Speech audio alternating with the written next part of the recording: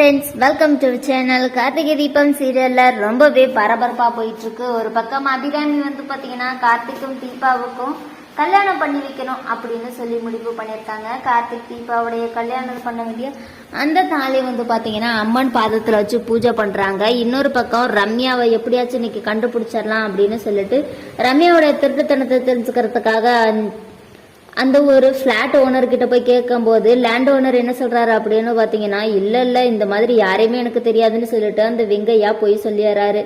And இந்த விஷயம் எதுவுமே தெரியாம கார்த்திக் பாத்தீங்கன்னா அந்த ஆள் போன்ல பேசும்போது வேற மாதிரி இருந்தாரு. ஆனா இப்போ நிஜத்துல வேற ஏதோ பேசுறாரு. எனக்கு என்னமோ இந்த ஆள் மேல டவுட்டா இருக்கு அப்படின்னு சொல்லிட்டு இருந்துட்டு இருக்காரு.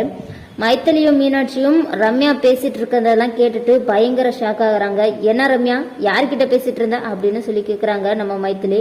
உடனே பாத்தீங்கன்னா ரம்யா என்ன சொல்றதுன்னு தெரியாம, இது என்னுடைய கம்பெனி ஒர்க், அதெல்லாம் நீங்க ஏன் கேக்குறீங்க அப்படின்ற மாதிரி சொல்றாங்க. அப்படியா, கம்பெனி ஒர்க்ல எப்போ கார்த்தி வந்தாரு அப்படின்னு சொல்லி, இல்ல கார்த்தினா இவர் மட்டும்தான் இருக்காரா, வேற கார்த்திக் இல்லையா, என் கம்பெனில இருக்க ஒரு டெண்டர் விஷயமா பேசிட்டு இருக்கேன் அப்படின்னு சொல்லிட்டு அங்கிருந்து கிளம்பிடுறாங்க. இவளுடைய பேச்சு சரியில்லை, இவள் நடவடிக்கையும் சரியில்லை, இவ கார்த்திக்னு என்னமோ சொல்லி பேசுறா.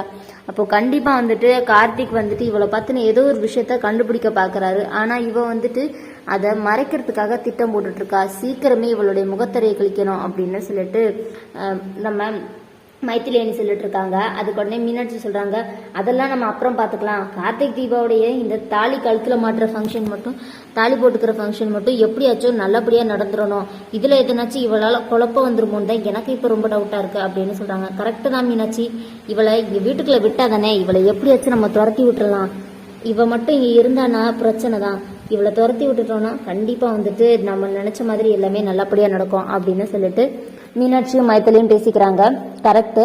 ஆனா இங்க பாத்தீங்கன்னா அபிராமி தாலியெல்லாம் எடுத்துட்டு நேரம் வீட்டுக்கு பூஜை ரூம்ல வைக்கிறாங்க. இந்த கல்யாணத்தை எப்படியாச்சும் தடுத்து நிறுத்தணுமே.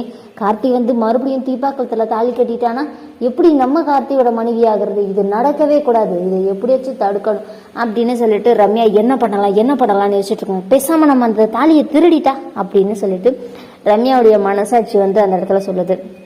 திருடுறதா நானா, உனக்கு கார்த்தி வேணும்ல, அப்போ நீ அந்த தாலியை திருடிரு, அப்பதான் கார்த்தி உனக்கு கிடைப்பாரு அப்படின்னு சொல்லி ரம்யாவோட மனசாட்சி சொல்லிட்டு போகுது. சரி, நாளைக்கே போயிட்டு அந்த தாலியை வாங்கி பாக்குற மாதிரி பார்த்துட்டு அப்படியே அதை நெருப்புல போட்டுடலாம், எதனாச்சும் ஒண்ணு பண்ணிடலாம், இந்த கல்யாணம் மட்டும் நடக்கவே கூடாது அப்படின்னு சொல்லி ரம்யா நினைச்சிட்டு இருக்காங்க.